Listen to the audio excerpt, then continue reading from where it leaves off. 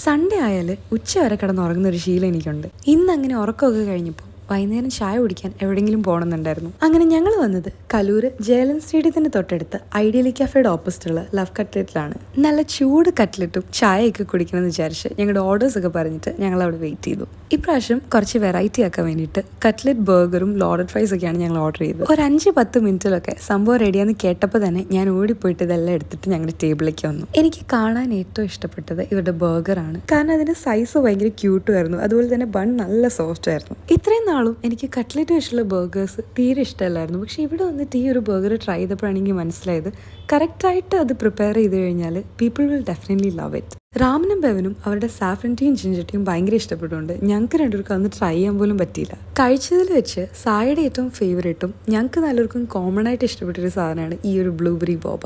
തീരെ എരിവ് കഴിക്കാത്ത ഞാനും സായും ഈ ഒരു കാന്താരി കട്ട്ലറ്റ് അപ്രൂവ് ചെയ്തു. റാമിന്റെ ഫേവറേറ്റ് ഏതാന്ന് ചോദിച്ചപ്പോൾ അവൻ പറഞ്ഞതും ഈ തന്നെയായിരുന്നു.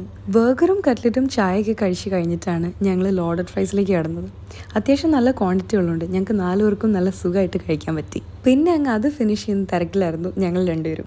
അങ്ങനെ വീട്ടിൽ കിടന്നുറങ്ങേണ്ട ഇവരെല്ലാവരെയും ലവ് കട്ട്ലറ്റ് കൊണ്ടുവന്നതിന് എനിക്ക് എന്നോട് തന്നെ ഒരു ബഹുമാനം തോന്നി. അവിടെ നിന്ന് ഞങ്ങൾ നേരെ തിരിച്ച് വീട്ടിലേക്ക് പോയി. അപ്പോൾ എന്തൊക്കെ അത്ര ഉണ്ടായിരുന്നുള്ളൂ. Thank you so much for watching.